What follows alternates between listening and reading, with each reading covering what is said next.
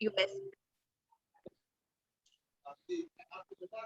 Chairman of Disha, a non-profit organization for value-based education in schools and colleges in Bengaluru, a member of the Board of Advisors for Dhruva College of Management, Hyderabad, and a board of member of Youth for Seva, Bengaluru. Sri N.V. Raghuramji, from his early days, had a strong interest in Indian wisdom and spirituality, which took him to several saints in the Himalayas and to institutions founded by the lineage of Sri Ramakrishna and Vivekananda. He has been involved in guiding people in the practice and assimilation of yoga and Vedanta after initial training in Vivekananda Kendra, Kanyakumari, India. He is a founding member of the Esvyasa Yoga University, Bengaluru, along with his wife, Dr. Nagaratna ji, Medical Director of Esvyasa, and Dr. Nagendra ji, Chancellor of Esvyasa. As an international coordinator of Esvyasa, he has traveled extensively spreading the message and teaching of yoga, Indian philosophy and culture by conducting yoga therapy courses, training programs, research projects, seminars, and satsangs. He is also a counselor and has helped thousands of patients manage their mental health. He has been part of Indian delegation on yoga at United Nations Conference in Uruguay and the World Health Organization in Switzerland. We are very privileged to have such an eminent personality who can not only enlighten us, but also help us practically to understand the role of bhakti in pandemic crisis. We welcome you, sir. Now over to you, sir.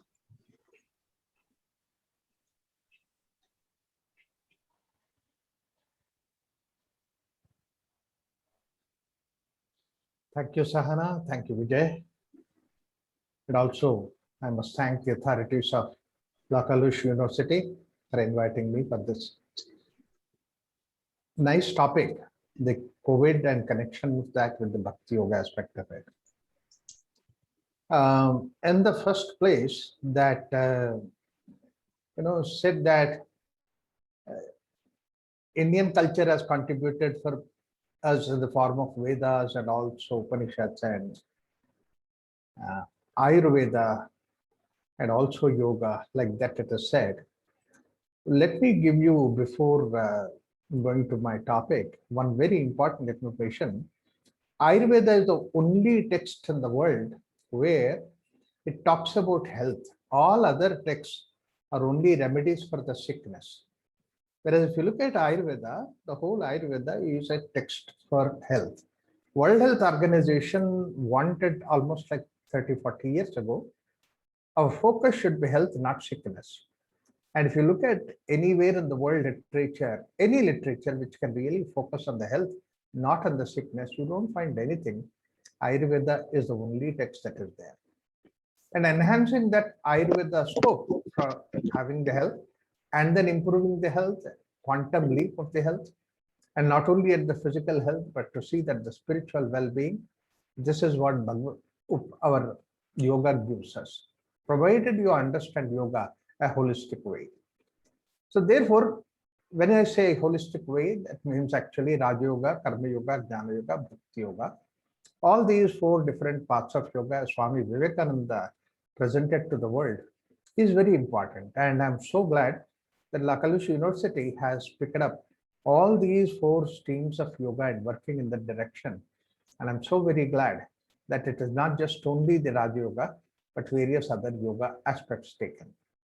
While going on in this way, everything was going on very fine. Suddenly this COVID-19 coronavirus has come, and then really almost like put us into a grinding halt.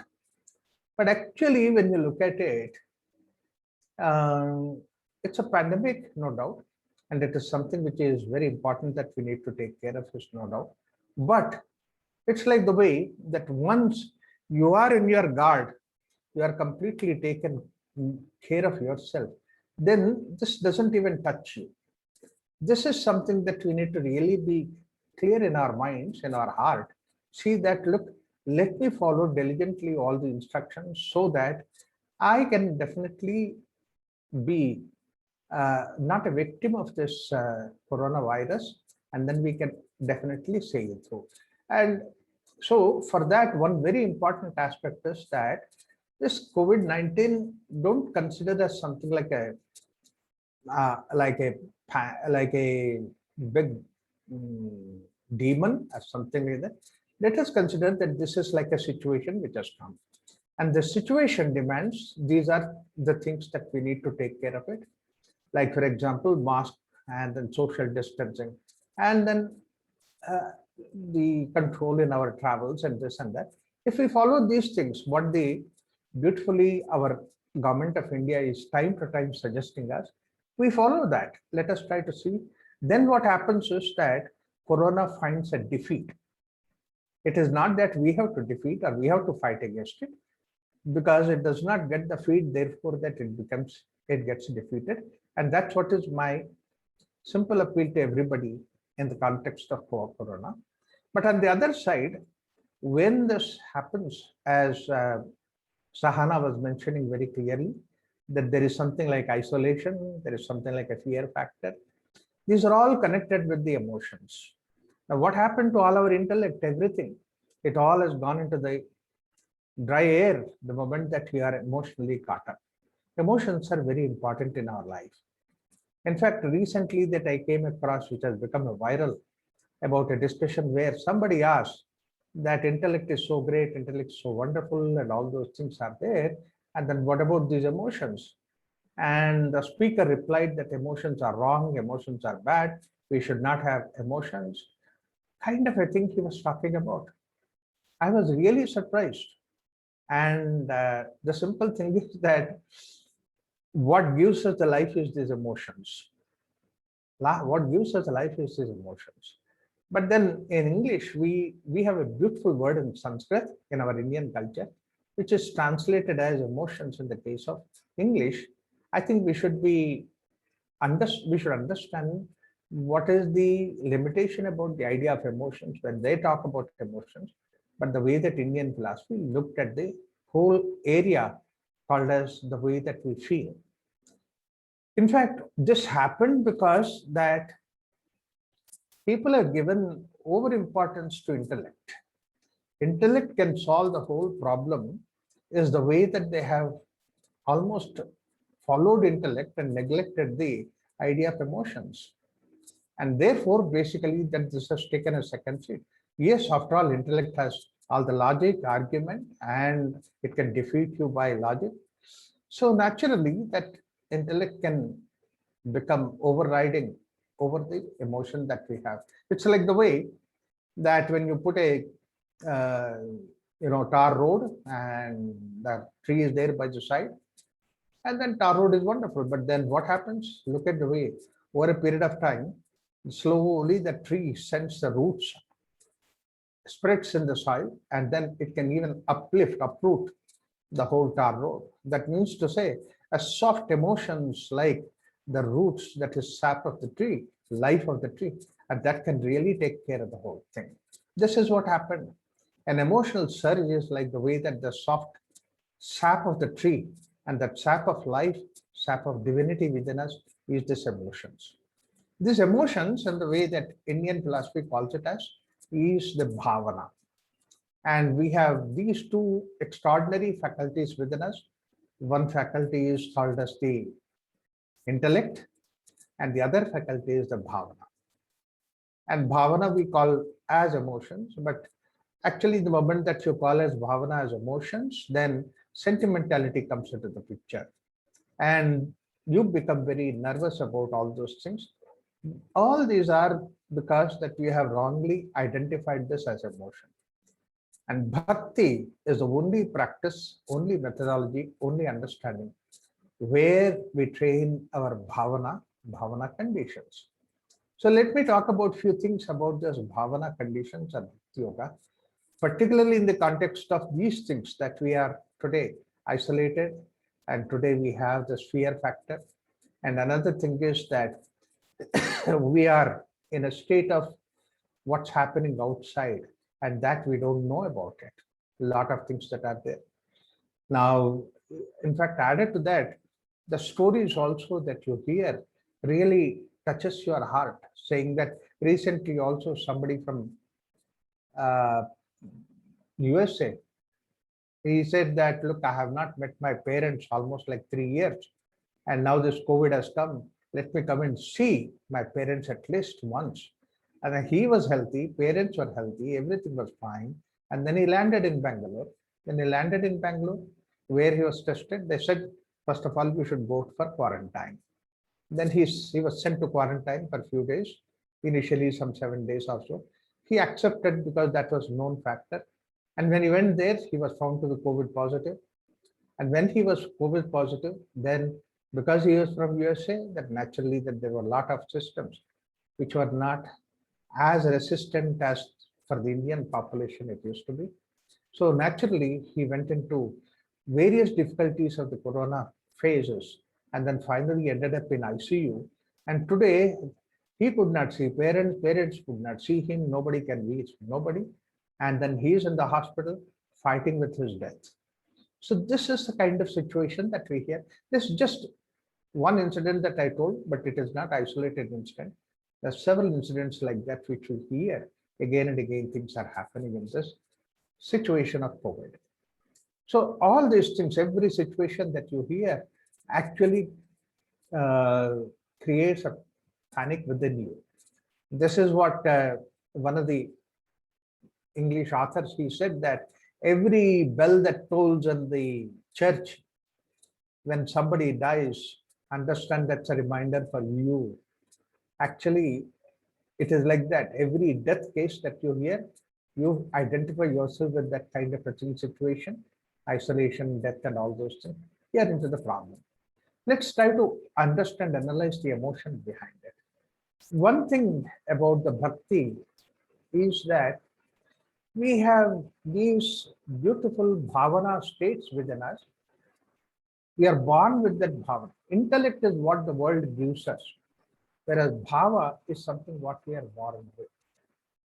The child is born with a bhava feeling, emotion, what we call it as. Right from the second day or third day, you can look at the child, throws a smile at you.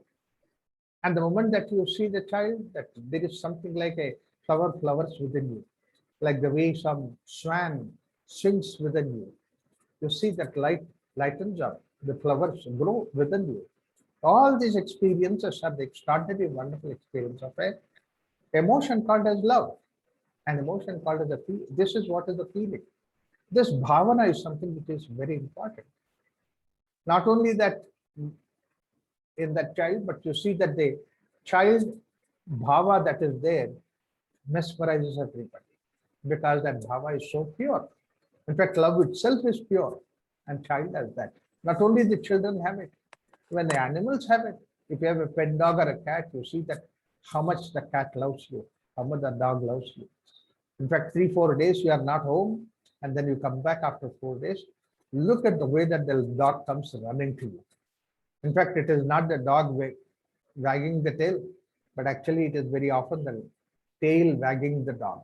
It's as powerful as that. And that shows what is the power of this aspect called as love. And that's what is a pure bhavana that we have, which we call it as emotion. There are several words that we have used in from Sanskrit to English. Like for example, guru, we use it, karma, we use it, and all those things. Why don't we use bhava also like that from the Sanskrit to English? We have such a wonderful frame of bhava. And that is something not only that human being has it, even the animals have it. Not only animals, even the plants have it. This is what Jagdish Chandra Bose said. The plants love you. In fact, experiments are done. We also did some experiments with the plants. When we play nice, wonderful, harmonious, gentle music, and connect them with the electrodes, that you can see the nice, beautiful waves pattern that you can find from these plants. Whereas the same thing, you make some disturbing, distracting kind of sounds in front of a plant, connect with the electrodes, the plant gives horrible kind of a thing, showing the plants is suffering about that. And in fact, I come across everywhere in the gardens, people writing the board saying that don't touch plants, don't pluck flowers. If you pluck flowers, 100 rupees fine. I feel it's always very cruel. A friend of mine in Hyderabad, he has a garden where everywhere that you can find the placard that he has put that saying that, please touch my plants, they'll love your touch. Wow, that's the first place where you find that kind of a placard, you feel so relieved. And particularly children, they are looking forward touching the plants and hugging the plants and kissing the plant. The moment that they see that, they run to the plants, they hug the plants, they climb up the branches and they sit down on the tree. And then they enjoy the whole tree with them. And the tree also, I'm so sure, enjoy their company. And you can see in that garden lush green flowers and everything is beautiful.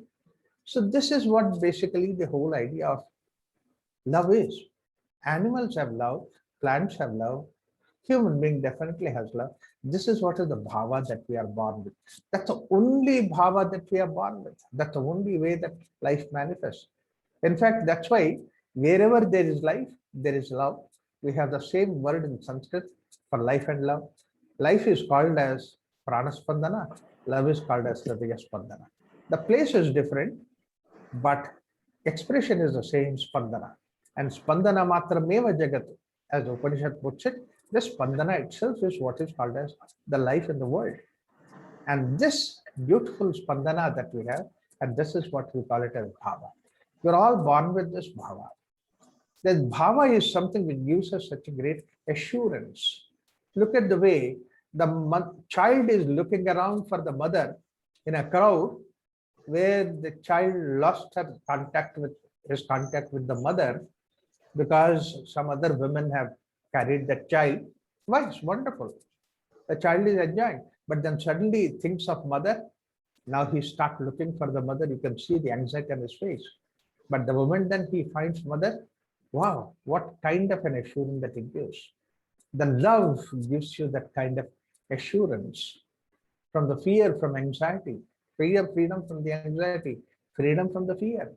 These are the things which are supposed to be the qualities that our beautiful emotion, bhava, called as prema, has it. This is what Narada gives us the very definition of bhakti in terms of love. In Narada Bhakti Sutras, he gives the definition of bhakti, parama prema rupaha. That means to say, it is a love which is enriched, ennobled. And when he said that parama prema rupaha, then his idea is that prema is there in experience of everybody. As a child that we started, the journey continues. The prema comes when we are 3-4-year-old child and 3-4 days old child, and intellect comes when you become 6 or 7-year-old. That's why when the intellect comes, child starts questioning why. Because that's how intellect functions. But whereas love doesn't question. Love just jumps. Love just accepts you. There are several wonderful qualities Narada brings about of this particular love, bhava, this emotion that we have. So in the time that I have such a huge subject that I need to cover, let me try to make only a few points which are very important, relevant. One thing is, as I said, that what otherwise cannot solve the issue, love can solve the issue. When you are in the state of love, things do not matter. That's what is the idea that you have with the idea of emotion called as love. Second thing is that this love is within us. When we are born, we carry that with us. Like the way the respiration, the breath is within us. We carried the breath, not the world outside has given us. Intellect is what the world gives you. But the bhava is something what you are born with. But unfortunately today what happened is that we have misunderstood that and we think the others have to show their prema to you, love to you, bhava to you. No, nobody need to show. Actually, that you show the love. Love is like the way that it flowers. It's like overflowing of the life that is there within you. Like the way that when you look at a plant, the flower that the plant gives is like the expression of the overflowing of the energy that's there inside the plant. The plant has so much of an energy, it has grown, but then what to do with that energy? That energy, that life that is there in the plant comes out in the form of a beautiful flower. And the flower is also something which is tightly holding the fragrance And the moment that flowers open, and then look at the way that the fragrance is thrown out into the world outside. Similarly, a tree which has got all that energy gives out in the form of fruit. And the raw fruit, you can imagine how much it is holding the beautiful aroma and wonderful taste and all those things in that raw fruit. And it ripens to see that all that is spread into the world outside, inviting everybody, inviting the bees, inviting the insects, inviting everybody. And you can see that it's like the way the nature expresses its fullness. Love is that kind of a thing where the nature expresses its fullness in the human being. There's only one thing. That's why Jesus Christ said, love is God. I would say, on the other hand, God itself is love, because we don't know where God is, you don't know what God is, but we know what love is. And not only that, our expression of God comes only because that when you see this love is in its supreme sense, when you see that. And the same bhavana called as love, it passes through the spectrum, it passes through the prism, expresses in terms of various 7 different colors with Gaya. Like the way that the sunlight is only one, but then when you pass the sunlight through the prism, and you can find such beautiful rainbow colors, and that rainbow colors are all inside that. The same way, one bhavana that we have when we were children, 2-3 days old child, manifested love, and that love itself expresses in terms of when somebody is suffering in the form of karuna. When somebody is happy, it manifests in the form of your joy. And the same thing, when somebody is respectful, it manifests in the form of shraddha, bhakti. All these things are nothing but the same love manifesting in various forms. Similarly, when you look at a child, any child, no matter whatever it is, but the moment that you come across that child, the bhavana of love manifests in the form of vatsalya. See, this is how Indian philosophy looked at all these different expressions of what are we call it as the bhavana, vatsalya bhava, prema bhava, karuna bhava, and then shraddha, bhakti bhava. All these things are nothing but the same expression called as love. When love does not have the fear, then bhakti also does not have fear, vatsalya does not have fear. None of these things have any fear. You cross over the fear. And that's a very important thing, particularly in the present day circumstances. Let's come out of the fear. Let's be associated with our own emotion state called as love. And love, compassion, and these things. Yes, you might feel sad when somebody is affected by corona badly, fatally, but then you feel sad. And that manifests in the form of sadness, but it does not have to induce the fear in you. This is what basically the idea of emotions that we have within us. And then what are these negative emotions? And these are 2 questions that are there. One thing is emotions are our own. It's I who feel that when somebody is respectful, somebody is knowledgeable, I feel like bowing down in front of that person, because that respect comes in the form of shraddha. I'll share with you one small incident, how beautiful the shraddha can manifest when the love can manifest in the form of shraddha. I was in US giving talks, and then every time when I go to Los Angeles, that there is one lady, she always used to come to my talks. She really enjoyed the talks. I can see on her face how much of a exuberance on her face that whenever she attended the talk and everything. And then there were people who would come and touch my feet and all that, but she would never touch my feet. And one day it so happened that whoever is introducing me for the talk, normally when they introduce, they don't talk about birthday or year, birth date and all that. But somehow that person read out my birth date. I was just feeling bad in my mind. Why is he reading my birth date? Date of birth and all that, because that's somewhere mentioned in the website. It does not mean that you have to read that. But then he read it. Then I was feeling embarrassed. But then later on, this lady came to me and bowed down, touched my feet. And she said, Raghuramji, today I'm extremely, extremely joyful. I said, why? Because when he read your birth date, until that time I was thinking that you are younger than me and I'm older than you. Therefore, when I'm older and touch your feet, my age goes to you. Whereas when you are younger, when you are older, I'm younger. That means to say my age, my life goes to you. So today I found out that you are older than me. Therefore, I can come and touch your feet. I feel such a great joy in that. See, joy in touching somebody's feet, joy in expressing your Shraddha, joy in expressing you have respect for somebody. Is it not something extraordinary? That teaches, that is what teaches in our culture. It comes out of that love aspect of it. And not only that, in love, everything looks positive, everything looks beautiful, everything looks wonderful. That's what is the state of bhava that we have. That's why he says that Majnu was in love with Laila. And the king told Majnu that, why are you in love with Laila? I can show you if you want more beautiful girls than Laila. Majnu said to the king, you should look at Laila through Majnu's eyes. She is the most beautiful girl on this earth.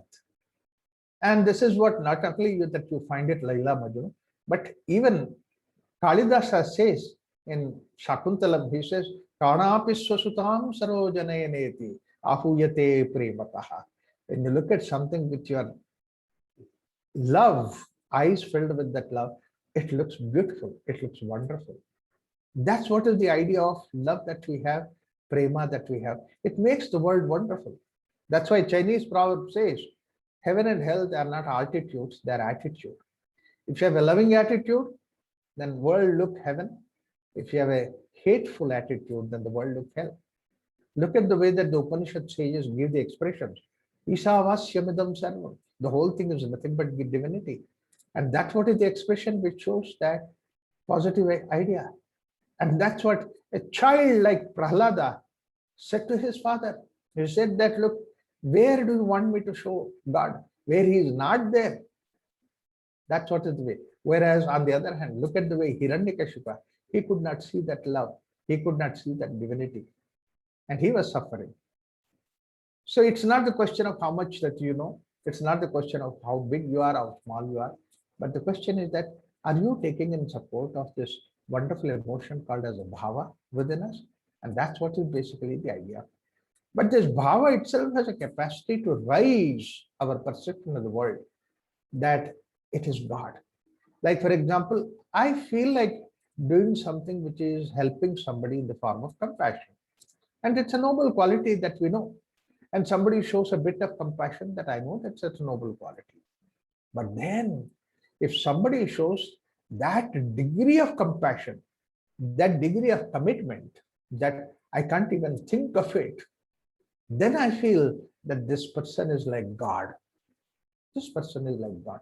What I just cannot even think of pardoning, and somebody can pardon and raise to that level.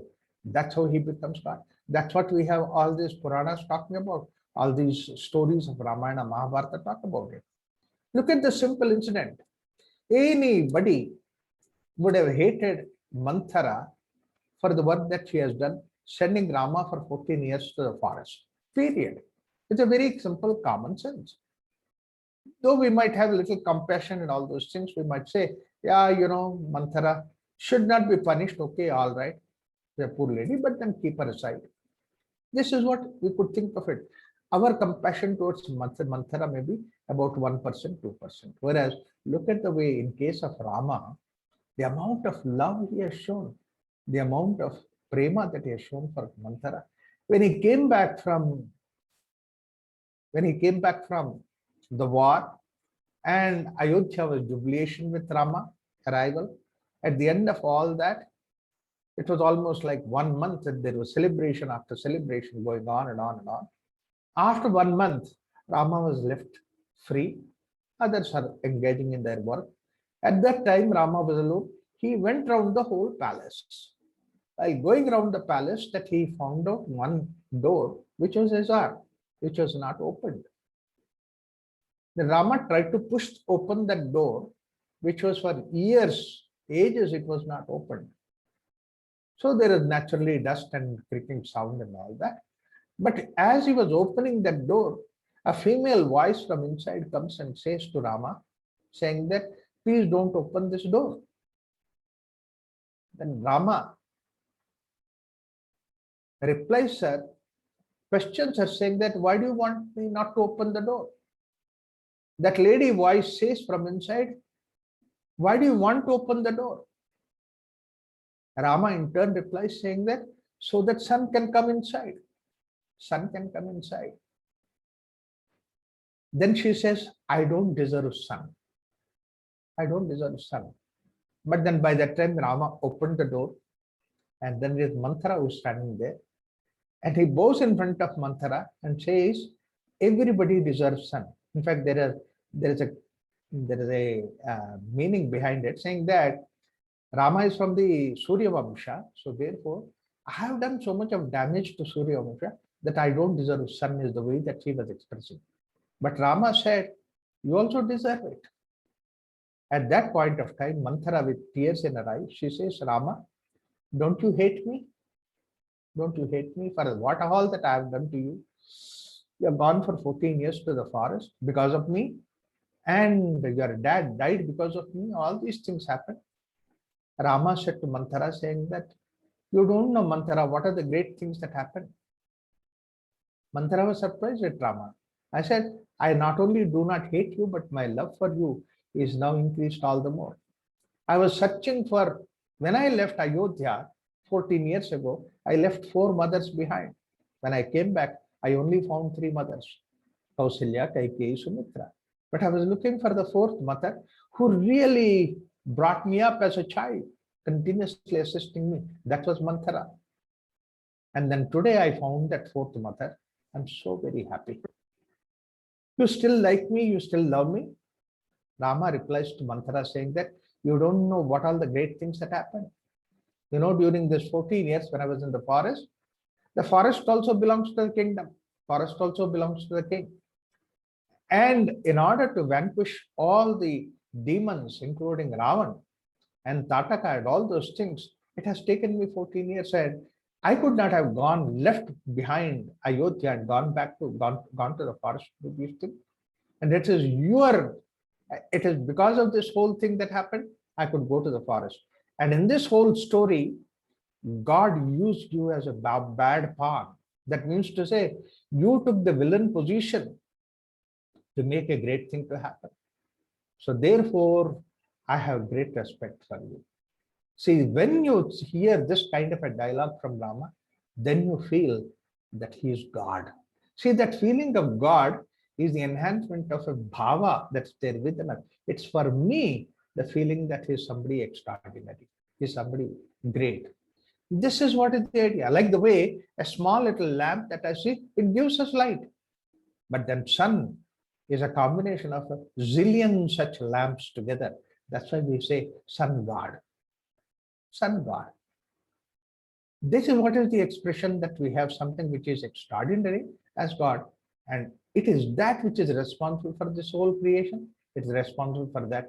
And the moment that you have that feeling, you feel like surrendering yourself. This is an extraordinary aspect of bhakti. Bhakti aspect is something where you surrender.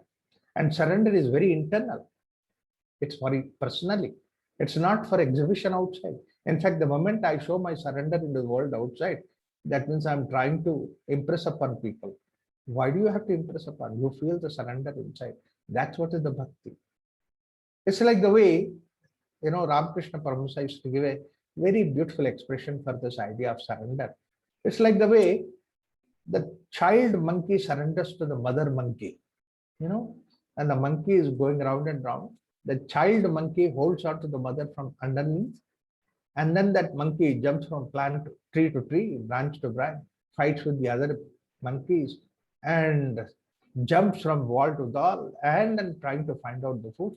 Finally, when it settles down, the little monkey comes to the mother, and then he plays around. And then eats food and all those things.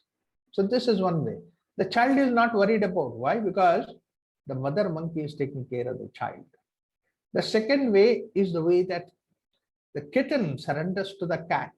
That's a very beautiful expression that he has given, is that, when the cat holds to the kitten by neck and then travels from place to place, jumps from the wall and all those things.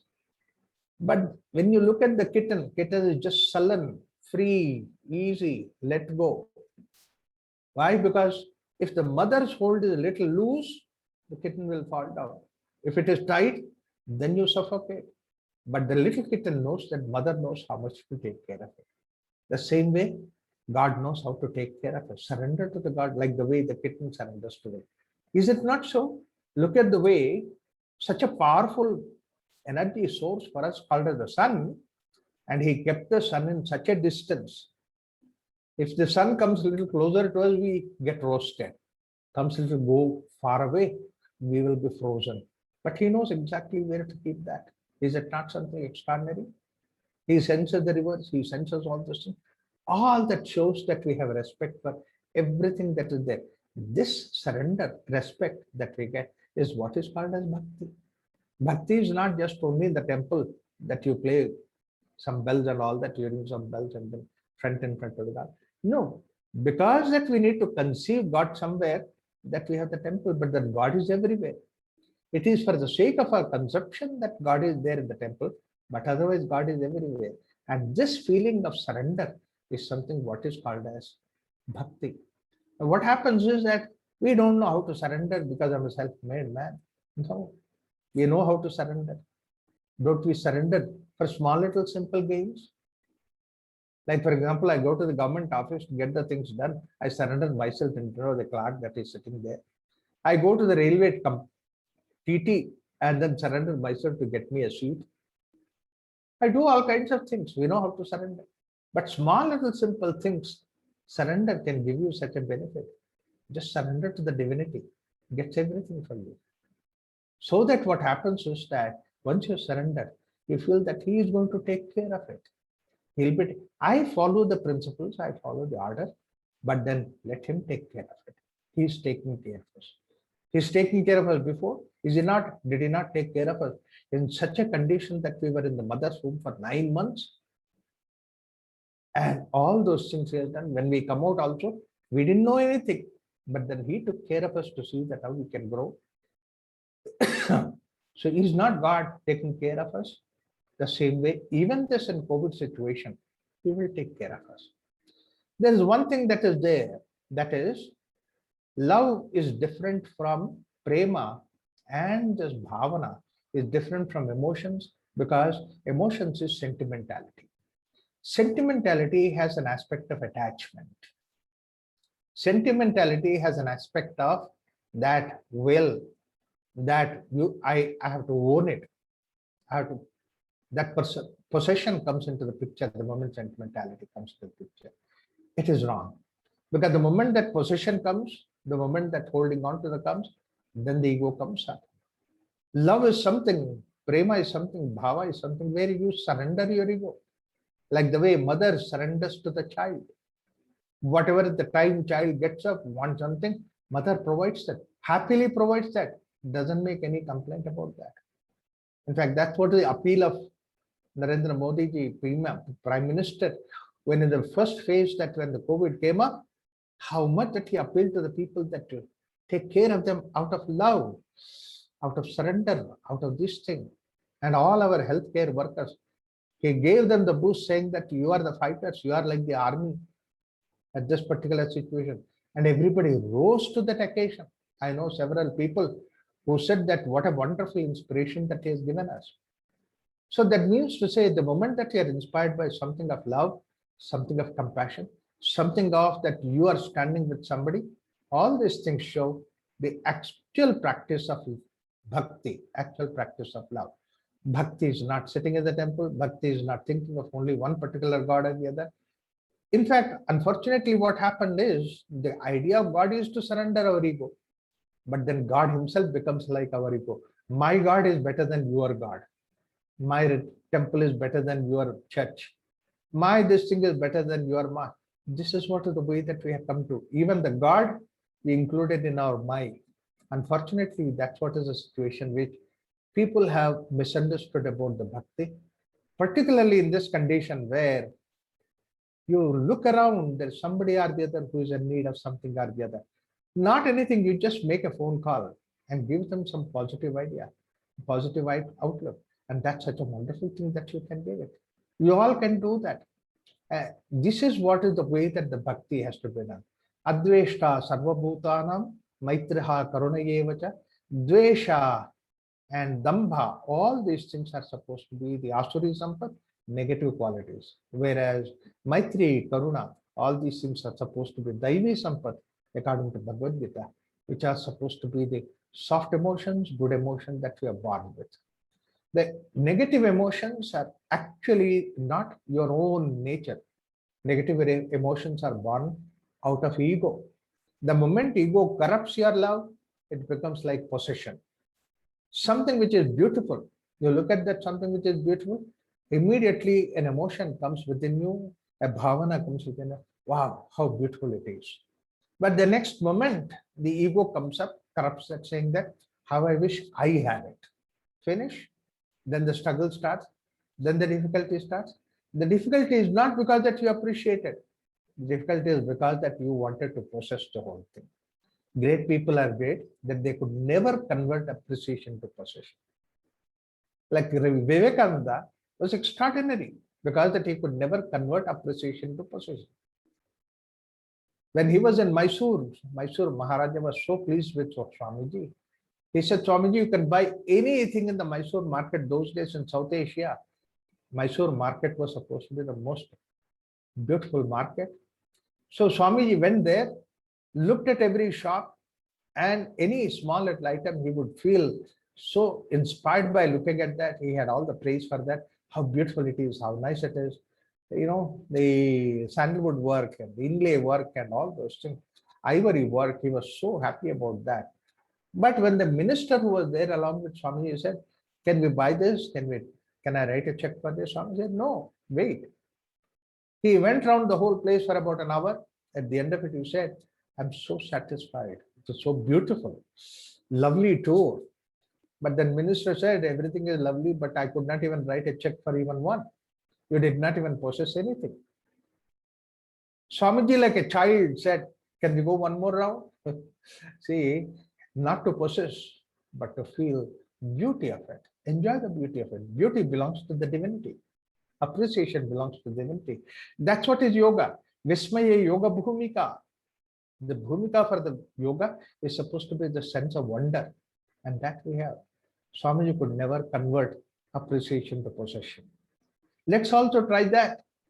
Let's not convert the appreciation to possession. What makes that appreciation to possession is just ego. Therefore, basically, surrender means not anything else, but surrender the ego that's there within you. It's internal. Therefore, basically, bhakti is the way that you surrender. But in the normal course of time, that we cannot surrender to anybody because we want others to surrender. Whereas, in order to see that we make that surrender possible, we have imagined the gods we made. And it's between me and the God. Exclusively for myself, that God, I surrender. It may be Ganesha for me. It may be Krishna for you. It may be Kartikeya for somebody else. It doesn't matter. But what matters is this aspect of surrender. Like the way that the child holding the mother's hand, dad's hand, he doesn't have any fear now. He doesn't have any problem now. And it is his own dad. Each one has his own dad. Each one has his own mom. The same way that each one of us, we have our own divinity. And that's what is the most important thing. Let us try to bring in these principles of soft emotions, and that's what is given in the form of Daivi Sampat in Bhagavad Gita. And let us try to put aside all these Asuri Sampat. And Krishna so beautifully assures Arjuna, giving all the details of Daivi Sampat, Asuri Sampat in Bhagavad Gita. He says, I have no doubt about it, Arjuna, you are full with the Daivi Sampat. Daivi Sampat Vimokshaya, Nibadhyaya Suri Sampati. Even in this particular conditions of COVID, situations of all this problem, we have beautiful way that this practical aspect of bhakti will definitely help us to see that we overcome all the situations that are there. I'm very certain.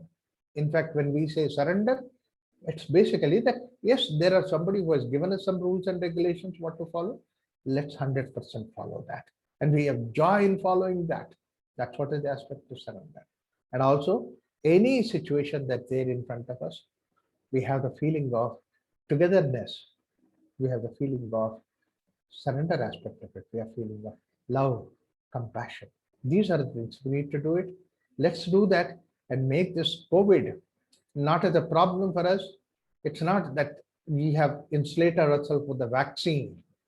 Vaccine is one level, all right, at the physical level. But more importantly, Bhakti Yoga is the greatest of the vaccine at the psychological level. Once you have that emotion, once you have that bhavana in your hand, you are insulated from the world outside. And I wish you all the best. Thank you so much.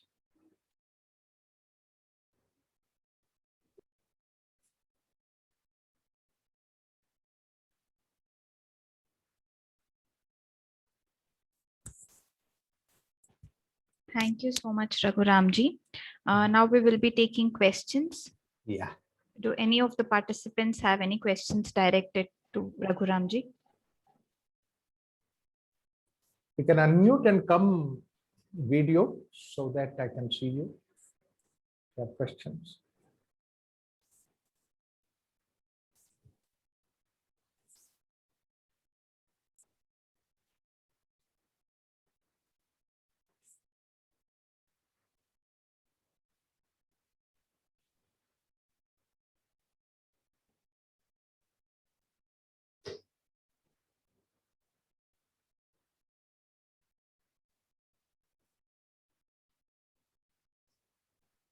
In Mahabharata, there is one shloka that comes very beautifully. He says that Ganga Jale Kimna Vasanti Matsyaha Devalayam Pakshiganam Vasanti.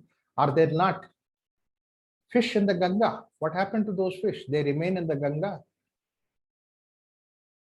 And they grew up in Ganga, they die in Ganga. Ganga Jale Kimna Vasanti Matsyaha. Similarly, Devalayam Pakshiganam Vasanti. Are there not birds in the temples? And then they eat only the prasad, they live in the temple. But then what happened to these birds? Not only the birds in South Indian temples, even the monkeys. They remain as monkeys only. Ganga Jale Kimna Vasanti Matsyaha Devalayam Pakshiganam Vasanti. Why? What does not happen to these things? What happens to the human being? He goes all the way to the temple. He goes all the way to the Tirtha. He takes a dip in Ganga. All that happens in the case of human being. What does not happen to the others? Because it is the bhava, it is the feeling of love, feeling of surrender. That's what is very important. Bhavojhitastai nalabhanti muktaha. Mukti is there when the bhava is there. The bhava is not there, mukti is not there. Bhavojhitastai nalabhanti muktaha devalaya tirthayatanacha mukhya. The Tirtha, Devalaya, temple, gods, mantras, these are all secondary details. All these things, whether it is temple, whether it is mantra that we chant, or the god that is there, these are all the things which are like giving the whole flesh and structure to the bhakti. But otherwise, bhakti is the bhava that's there within us. The mother's bhava for the child is the one which makes the child extraordinarily brilliant. A child who did not have any bhava, a love relationship with anybody, that child really misses the whole thing. So this is what is the Bhakti Yoga. Bhavojjitastai nalabanti muktaha devalaya tirthayatanacha mukhya. This is from Mahabharata. Beautiful shloka.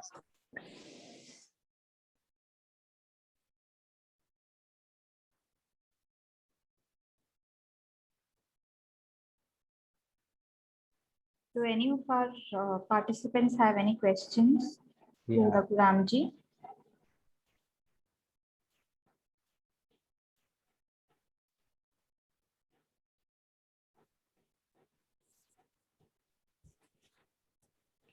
Okay, Raghuramji, I don't Yeah. think anybody has a question. Right.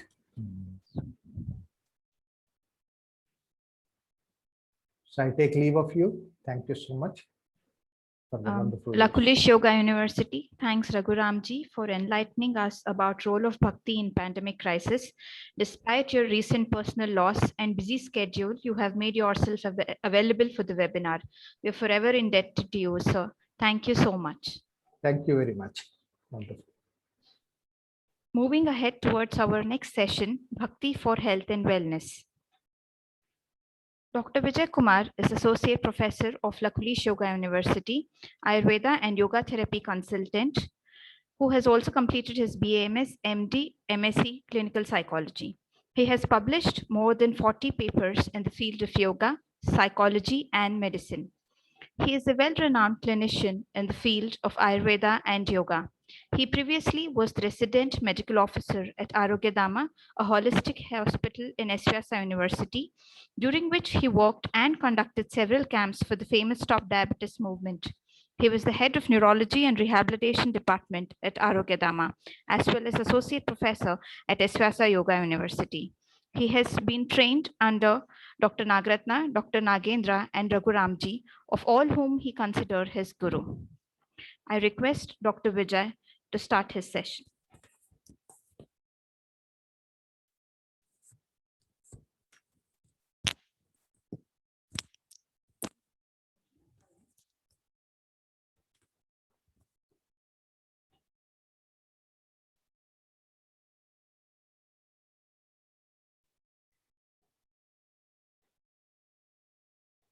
Thank you very much.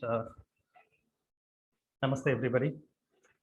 Very good evening to all, and my humble pranams to Pujya Raghuramji and all the senior faculty members and board of management members and all the participants who are attending this program. So I request the host, please disable screen sharing, please.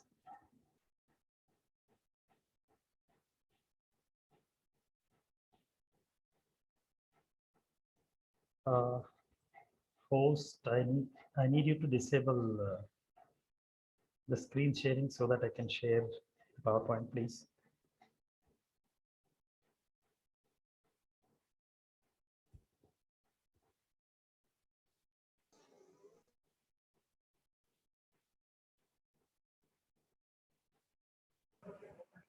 Yeah, I think it's taking a couple of minutes here to disable the sharing thing. Sorry for the inconvenience.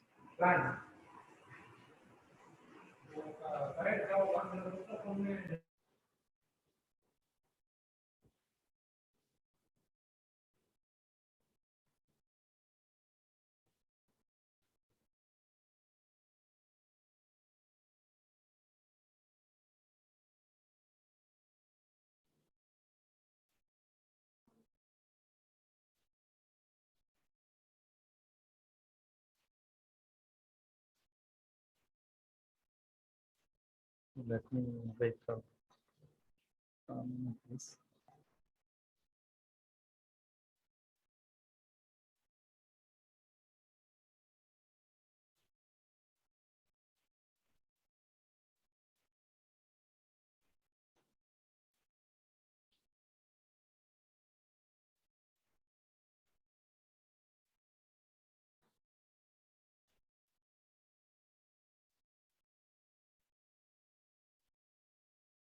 So I think it's taking. Please turn on the sharing option, please.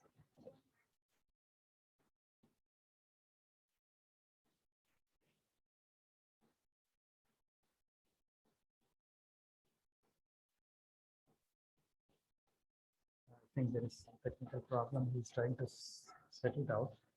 Yeah, meanwhile, it was a wonderful session by Raghuramji. That's where his specialty is. He makes it so simple and practically more convenient for all of us to apply such a huge concept, because the concept of bhakti is not small concept, because it's a vast area in the field of Indian philosophy. So he has given us such a wonderful, you know, practically feasible method so that we can use the path of devotion and the path of bhakti in this unprecedented pandemic times. In continuation to the same thing, today what I've got is how we can make use of the concept of bhakti for health and wellness. So I think the word health and wellness is something which is very crucial for this moment, as we all are going through something called as unprecedented pandemic crisis.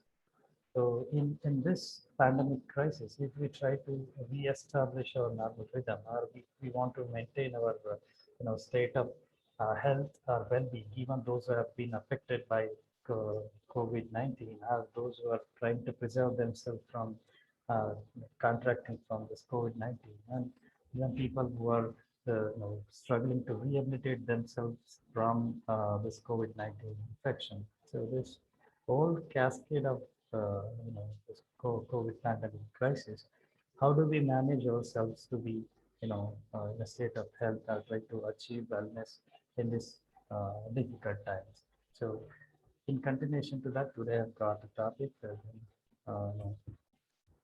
requested to share how we can use the path of devotion in the context of health and wellness. So, as we all know that bhakti, because there is slight difference, only devotion and deception, because most of the time people do make use of deception in the form of devotion. So a very convenient way to cheat others. But if we try to understand what is health, wellness, before we get into how we can utilize devotion in the form of achieving health and wellness. So as we all know that WHO, World Health Organization, gives us a clear definition. Health is a state of complete mental, physical, social well-being, not mere absence of disease. This is what the classical definition we get to hear from World Health Organization. But in reality, a happy, engaged, and fulfilling psychological and social life is not just a consequence of good health.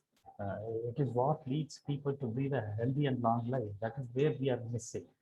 The missing link is that we think health leads to all those things. No, the most important thing is happy, engaged, and fulfilling psychological and social life is what actually making people live healthy and long life. That is the most important thing we need to understand, which is not just mere absence of disease. So what do we need to understand here? How do we make use of the concept of bhakti? So bhakti is, as Raghuramji clearly stated, it is not something ritualistic, or it is not, because whenever we use word bhakti, the bhaya will come, because we always say bhaya bhakti. It's not about always a fear which is associated with bhakti. Bhakti is, it's an altruistic behavior. It's an emotional state, what we experience. It's an emotion, what an individual experience from his or her core. So in this status, if we try to understand bhakti, bhakti is a path of devotion. Whenever we talk about devotion, devotion comes with a basic requirement of surrenderance. Surrenderance in the sense there should be nothing what we expect from the circumstance or from the person in front. So it is pure surrenderance. So when we have pure surrenderance and selfless actions, that ultimately gives rise to something called as the bhava of bhakti. So there are so many Navavidha bhakti. They are different manifestations or different forms of devotion we get to see. So ultimately, how do we make use of bhakti in the state of health and well-being? Because when we talk about health, health is just a state of absence of diseases. Wellness is the optimal state of functioning. If an individual can function himself or herself in an optimal level, that could be considered as wellness. How a person experience wellness within. So it's not just health.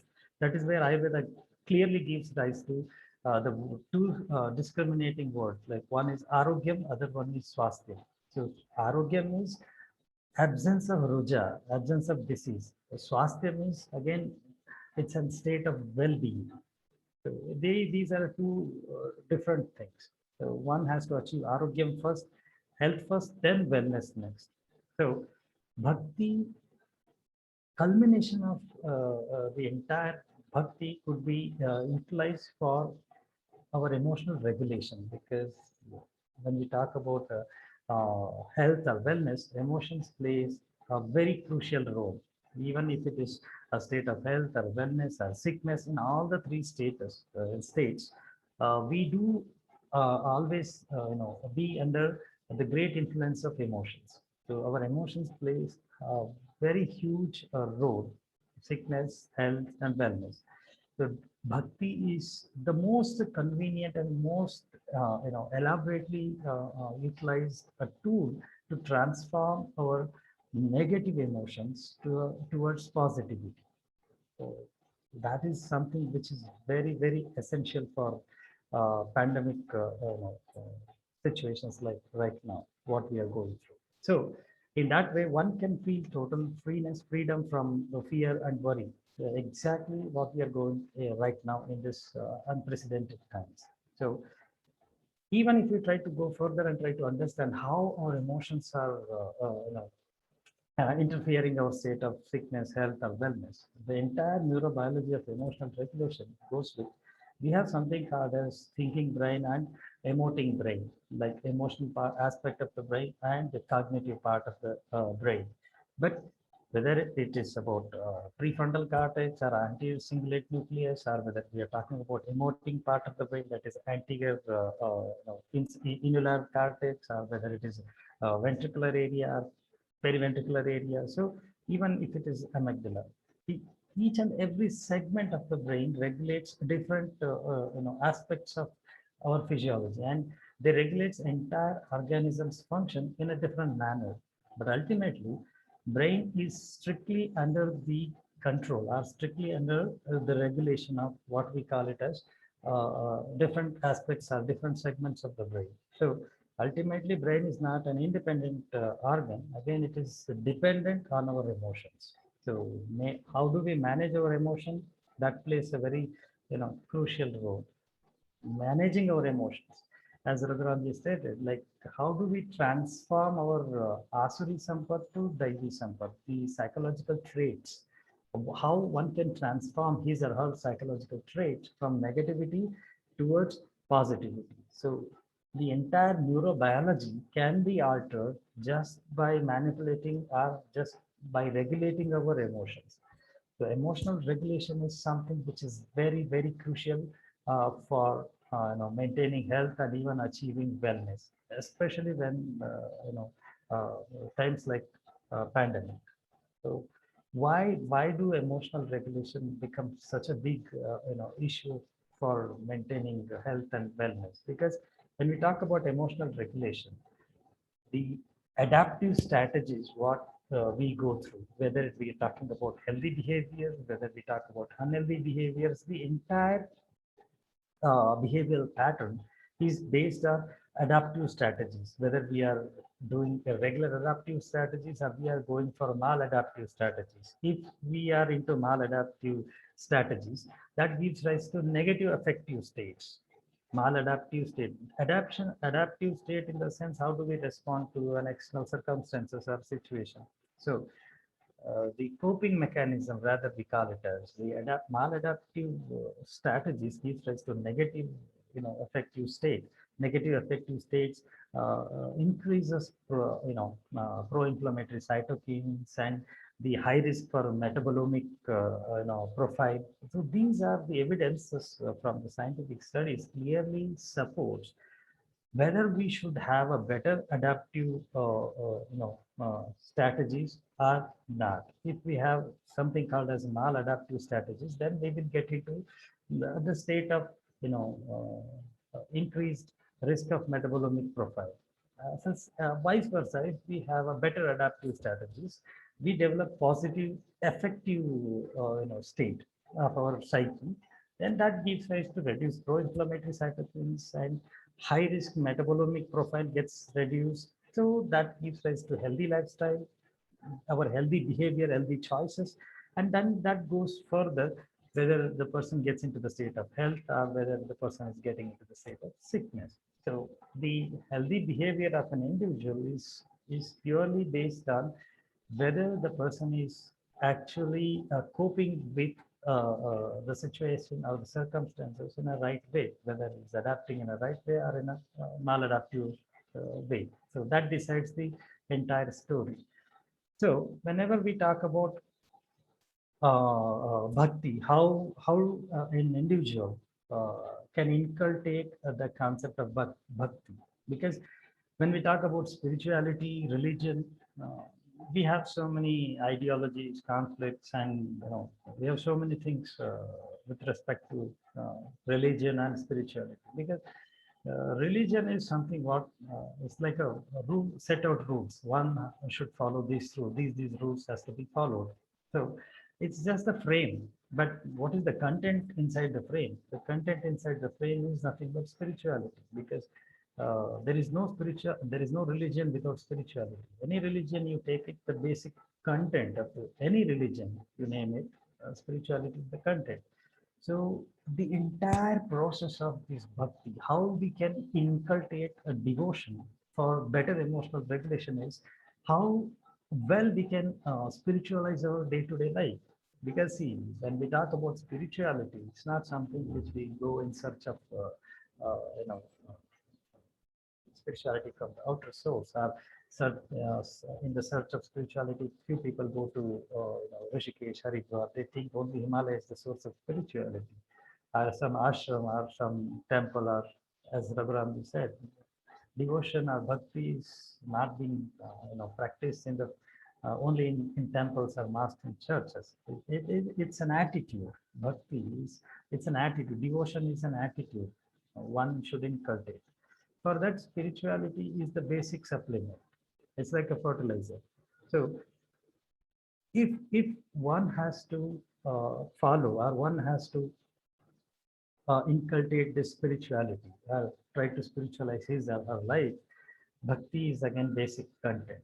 Because all these ritualistic practices, or even the experiences, the entire belief system, or the attachment to the God, the entire frame of this religious or spiritual practices are nothing but they are trying to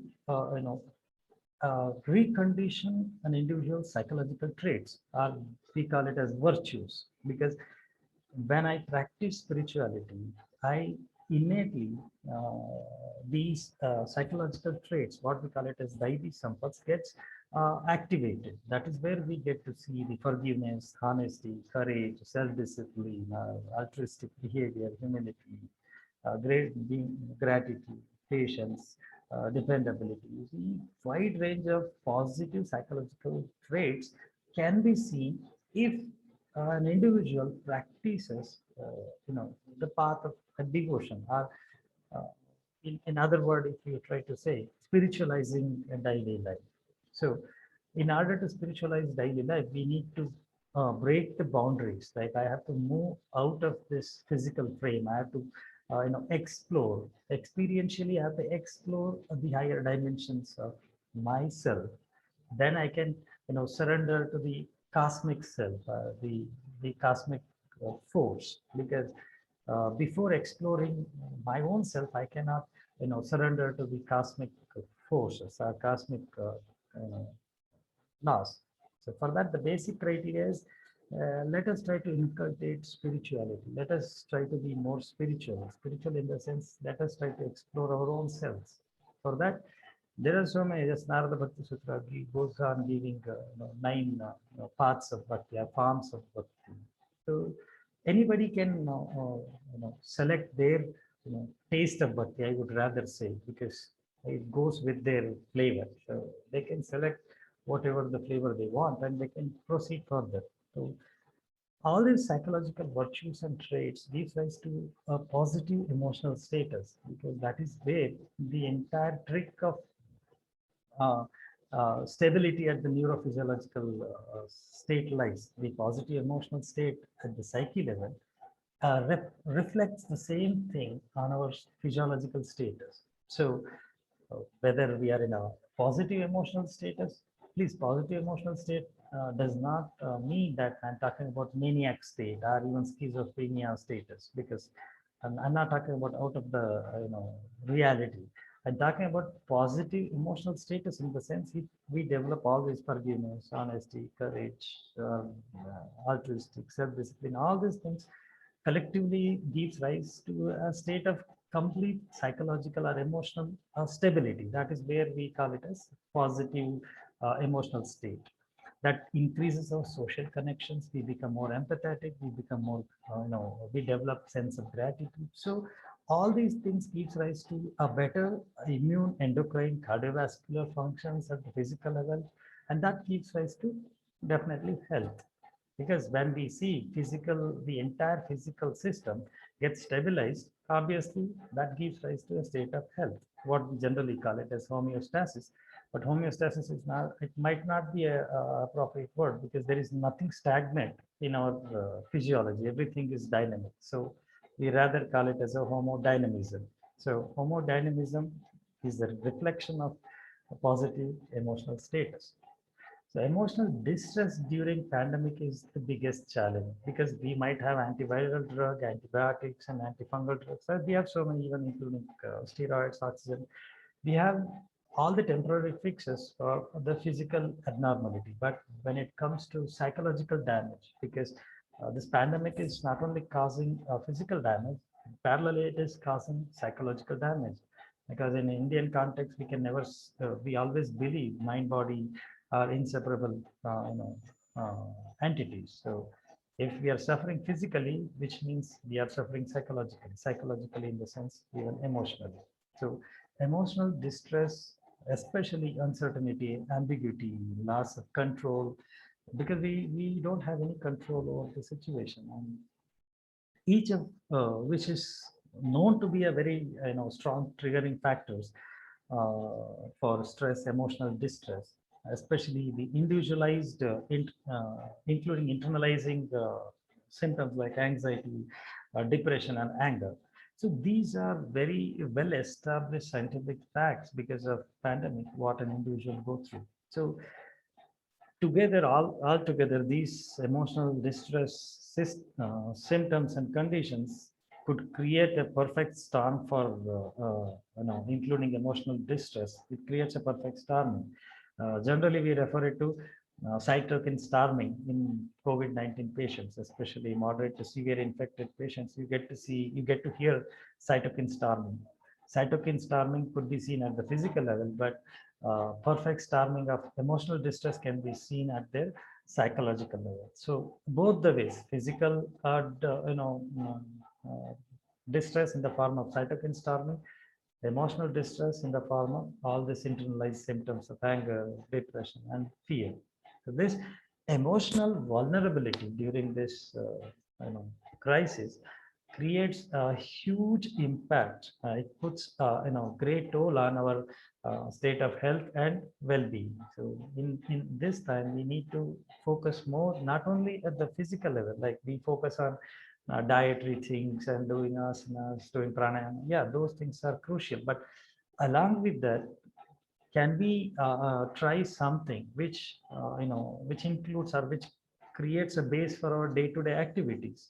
Shall we try to create an attitude which is very congenial for today's demanding situation, especially if you try to see the emotional vulnerability and how the entire vulnerability creates chaos. Because at the physiological level, if you see dysregulation in the neuroendocrine axes, and at the psychological level, if you see maladaptive behaviors like dysfunctional eating behavior, random lifestyle, and even substance abuse like alcohol, tobacco, other recreational drugs, and even maladaptation to even emotional status, like the emotional regulation strategies have become completely maladaptive, like suppressing or even experiential avoidances, ruminations, worry. So all these things collectively gives rise to physiological distress, and that suppresses immune response, and obviously we become easy prey for the opportunistic infections like COVID-19. So emotional regulation is something which is very crucial. Emotional regulation always comes with how do we know it's an ability, it's an higher ability of emotional regulation always promotes adaptive coping with environmental demands, like the challenges which have been thrown by the unprecedented times, and that gives rise better adaptive abilities. So better adaptive ability gives rise better physical health.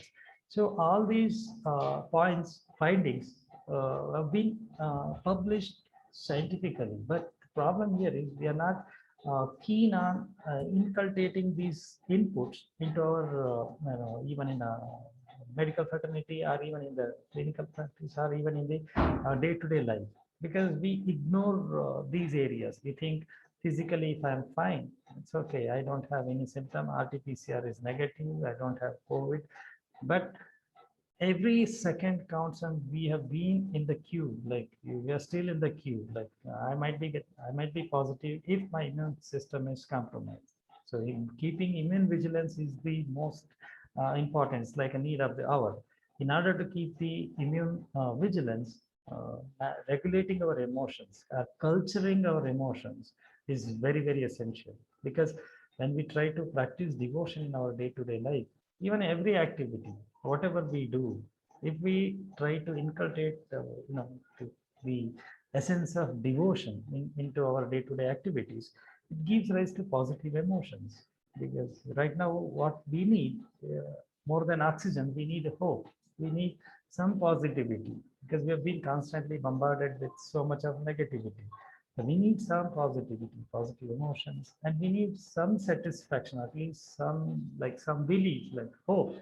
Yeah, it will be fine by next at least 2 months or 6 months or 1 year or so. So optimism, forgiveness, self-regulation, because our day-to-day lives have become so chaotic. We need some self-regulation, self-discipline, and we need the just our vitality to be actively participated in our activities, and there should be a purpose, meaning to life, and whatever the way possible we should help others, good social relationships, and the entire outcome of all these positive attributes of an individual are pure outcome of bhakti. Because if you see what are the outcomes of practicing devotion or bhakti, these are, you can make these are the outcomes of practicing devotion. So this creates a perfect platform for enhancing our psychophysiological status during these unprecedented times.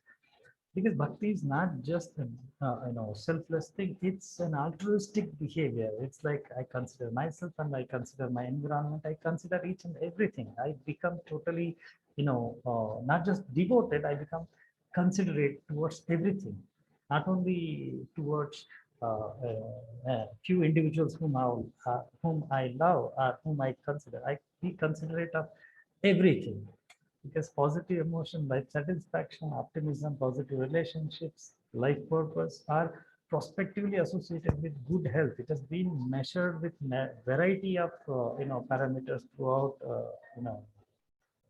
positive psychology studies and even neurocognitive studies. So if we talk about the entire mind-body therapies, there are two pathways, like top-down mechanisms and bottom-up mechanism. Either you go from the body to mind level or from mind to body level. When we do pranayama, asana, kriyas, dietary modification, so those things are nothing but bottom-up mechanism in mind-body approach. Even bhakti is very essential here, because it's a top-down mechanism in our mind-body therapy. Because when we try to spiritualize our day-to-day activities, when we try to inculcate the concept of devotion into our very activities of our daily life, we become more focused, our attention become focused, our intentions become positive, our cognitive abilities becomes clear. So there will be no clouding, or there will be no shadowing effect on our psychological process. Our entire behavioral modification gets better towards a positive outlook of life, and even towards a positive healthy behaviors. So all these things collectively makes bhakti a perfect tool for top-down mechanism in mind-body therapy. So we need to include at least few concepts here and there to begin with, because it's not about going to a temple or wearing saffron cloths or holding onto Rudraksh or doing some ritualistic practice. No, it's not about that. Bhakti is about the pure love, what Raghuram is saying. It's universal compassion and love. Love is the basic component of Bhakti. In order to develop love, because that is the highest form of positive emotion. So it's by and large, it's nothing but how well we can develop better emotional regulation.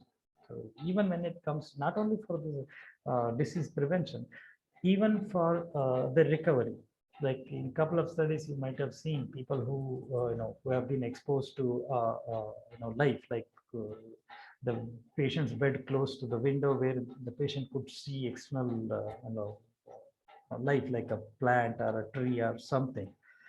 The other counterpart could see only the brick wall. The hospitalization period was greatly extended to a patient who could see only the brick wall. It was significantly reduced for the patient who could see a tree or a plant out through his window. Why is that? Because it gives the patient purpose, meaning, and the sense of life.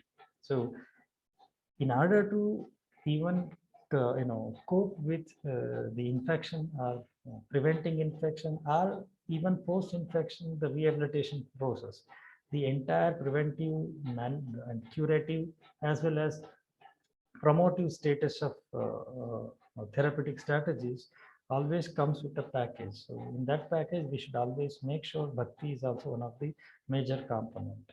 So when we talk about Bhakti in the Western concept, people do use something called as PERMA. PERMA is what they call it as positive emotions and engagement and positive relationships and the meaning and accomplishment. So they use new theory for well-being. They want everybody should have this state, then only we can call them as a person with wellness. But if you put the word a little bit here and there, these letters, it becomes prema.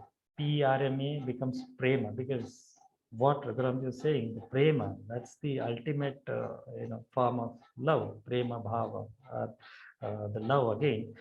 Love is the basic component. If I have intense love for God, higher consciousness, or if I have love towards my beloved family members, whatever the external object might be, love is something which connects us with the external object or thing. So love is the basic component of bhakti. Even when we talk about wellness, prema or love is very essential, because positive emotions, engagement, positive relationships, meaning, and accomplishments, everything together makes a sense of wellness. Because we cannot just feel sense of wellness by attaining something, or getting RT-PCR negative will not make me feel person with wellness. It's just a momentary report that will make me feel at ease for some time, but that's not the state of wellness. It's not just surviving. We are not surviving in this condition. We have to thrive. So wellness is about thriving. It is not just surviving. So in order to thrive in this pandemic crisis, we need to have all these things: positive emotions, purpose, meaning. All those things collectively helps us to develop better emotional regulation. To support that, even in a studies where 50%, like in a study where 50% of people used prayer as a complementary and alternative therapy. Can you believe that? Just a prayer. We are talking about bhakti, the entire area, but in a study where 50% of, not in Indian context, the study has been done in an American country where 50% of them used prayer as a complementary and alternative therapies. Prayer is, again, it's a form of, again, a devotion. It's also one of the form where we try to inculcate the component of spirituality, surrendering to higher existence. So ultimately, whether we are talking about health, whether we are talking about wellness, devotion, not deception, devotion is very, very essential to regulate our emotions. During this pandemic crisis, emotional regulation is something which is very, very, very essential, because parallel to physical damages, we are going through psychological or mental health challenges, and we will face a lot of mental health issues in an upcoming time. So biggest area in rehabilitation, post-COVID rehabilitation would be mental health. So that is the biggest challenge right now. So emotional regulation is the basic component of mental health. We want to prevent COVID, even if you want to combat with COVID, even if you want to rehabilitate ourselves from COVID, the essential ingredient would be mental health. And mental health comes with better emotional regulation. And bhakti is one of the most convenient, I would rather say economical, because I can't put a price tag to that. It's most convenient and the most feasible method. Anybody, anywhere, you can practice. It doesn't require anything. It is just and it's just a modification of the uh, thinking and adaptive process. So anybody can practice it and anybody can inculcate into their day-to-day activities. So devotion is something which is very, very essential right now at this difficult times. So I think because most of the philosophical aspects of devotion, bhakti, Raghuramji has wonderfully portrayed. I was trying to correlate how mind-body therapies try to heal an individual in this time, and how emotional regulation interferes in this process of healing, whether it's health or wellness. So try to spiritualize or try our day-to-day activities is very essential, whether it is healthcare workers, whether we are a normal population. For everybody, spiritualizing our day-to-day life is something which is very essential. So I would conclude here. If any of the participants have any questions, so I would prefer to pick questions from here. Thank you very much for your patience listening, and thank you very much for giving me this opportunity to share few informations with all of you. I would take questions here.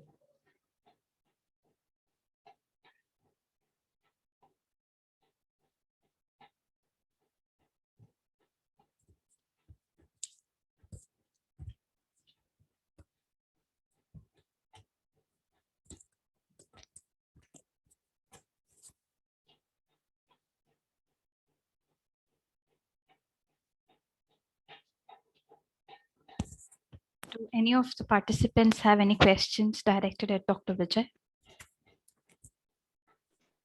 Sir, this is Manjushri here.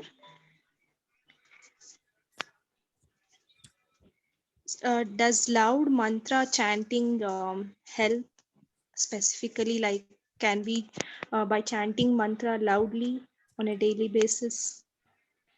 I'm sorry, could you please repeat the question, please? Does mantra chanting loudly also help? Yeah, definitely. Whether we do it ahata or anahata.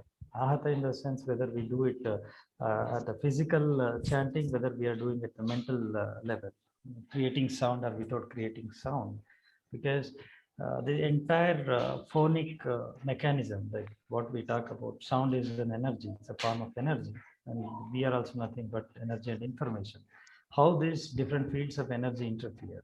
So when we talk about mantra chanting, it's a vast science of vibrations, and you might have heard the context of Nada Yoga, because even a very sound what we generate by uttering even a mantra or a haim or even a single syllable of like Omkara, it goes even up to the level where it can alter the cellular specific functions. For example, even the protein synthesis or even the basic piezoelectric fields in the cell.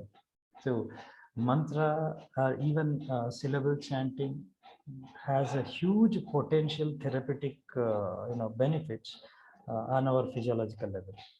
Not only physiological level, even at the psychological level.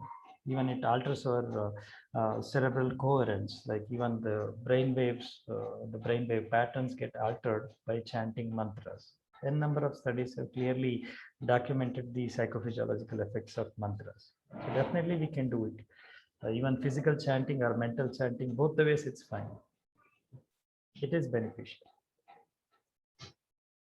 Thank you, sir. Welcome. So the next question is role of bhakti in fear. So yeah, the role of bhakti is fear comes out of uncertainty because we have thrown into a uncertainty situation. We don't know what next. We don't know how things will move on. We know nothing. We have completely lost control over situation. So obviously that uncertainty is the root cause of fear. Otherwise, why do we fear? Because we don't know what is going to happen. This uncertainty is the root cause of fear. So bhakti, basic component of bhakti is surrenderance. So at times, what do we say? Generally, we say like, okay, I surrender to God, God will take care of everything. We don't know where is God and what is God, because there are a lot of controversial dialogues with respect to God. But whenever we talk about difficult times, we always talk about surrenderance. We surrender to higher powers. We generally say God. So the best thing is whenever we talk about the fear, bhakti is very easy. Even when we talk about pranayama, yeah, if somebody is so scared, we can tell them, okay, you do Kapalbhati and do Brahmari pranayama, you'll feel better. Yeah, temporarily the person might feel better because of neurobiological changes. But if you want to have a long-term benefit, the best way is to inculcate an attitude of devotion. Devotion is the most effective means to combat fear, anxiety, and even depression.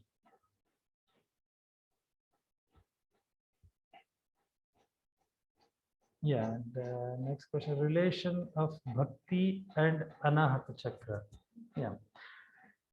Because in few contexts we try to understand bhakti, devotion is something like the love, which the emotion what we experience at the heart level is what we experience, the emotions which we experience in our hearts. That's where we say the bhakti bhava, the emotion comes out of our heart. And devotion is an emotion that comes out of our heart. But at the physiological level, if you see, whenever any emotional change that happens in our mind, the first organ to respond is our heart. Whether you try, when we talk about vagal stimulation, whether we talk about any other means, the convenient and most rapid transmission that takes place between this emotional change and the physiological change, that could be seen at the heart level. For that, modern medicine won't have a clear clarification, like why heart is the first organ to get altered. But Ayurveda says heart is the seat, Hridaya is the seat of Chetana. So whenever there is any alteration in the emotion, first our Chetana, our consciousness get altered. That altered consciousness creates alterations in the heart. So in that way, we can have some correlational explanation from Ayurveda, but not from the Western perspective. So in that way, Anahata chakra is again, it's an energy, it's one of the Shad chakra, the energy center. Obviously, when I talk about if there is any alteration at the heart level, obviously the physiological alteration is pure result of energy alteration. Energy alteration is pure result of psychological alteration. Because whatever has to happen in the body, that has to come from the mind. And when we are talking about bhakti, it's an intense emotion of love. Obviously, it creates change at the heart level, and Anahata chakra is a part of it. How bhakti work on Panchakosha? As we know that we as a human being, we are nothing but Panchakosha. Our existence is 5-dimensional. It's not the layer by, but it's a interconnected That's what Taittiriya Upanishad say, Guhantar, Guhantara. Guhantara is, it's an interconnected cave system. We are like nothing but multi-dimensional existence, out of which we have different dimensions like physical dimension, vital, mental, intellectual, and bliss dimensions. So when we talk about bhakti, bhakti is an emotion. That is how we perceive, because our mind perceives bhakti as an emotion, right? So when we talk about bhakti, it's an emotion. Emotions can be perceived at the mind level, at the manomaya koshas, in the frame of pancha koshas. So obviously, whatever happens in the manomaya kosha, it has direct interaction with all the rest of the koshas. Because we cannot segregate one kosha from other. Every koshas are, each and every kosha is interconnected with each other. So bhakti, whatever the effect it has on mind level, it has the same effect at the prana level, at the vital level, even at the physiological level. So it's an entirety, and bhakti influences this entirety.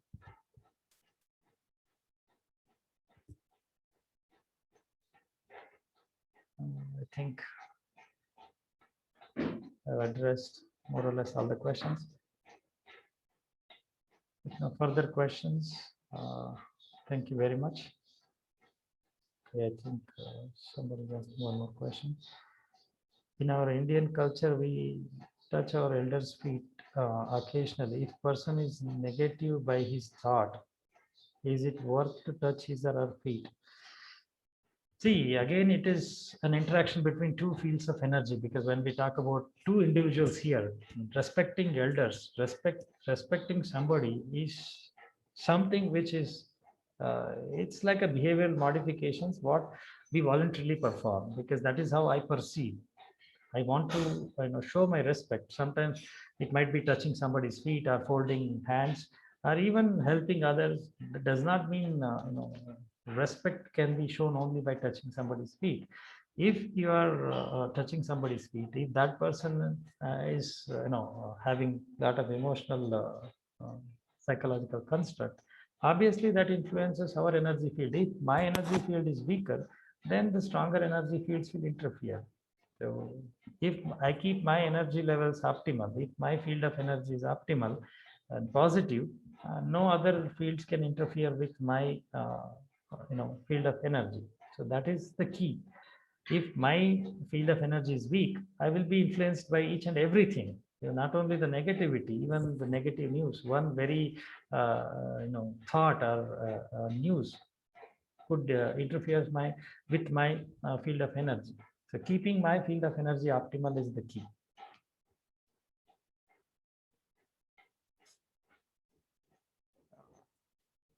So thank you very much. No further questions, and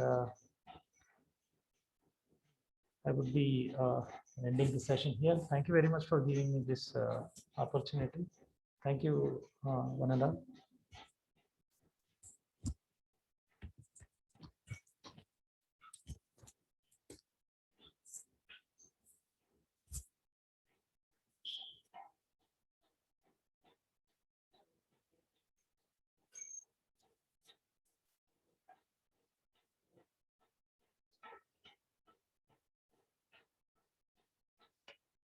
We are heartily grateful to the speakers for taking time out of their busy schedule and to be a part of our webinar to share their expertise with our attendees. We truly appreciate your support. We are thankful to Lakulish Yoga University student organizing and executing Secretary Yash Vora, student of BSc 6th semester Ahmedabad, for his time and help in organizing and executing this webinar successfully.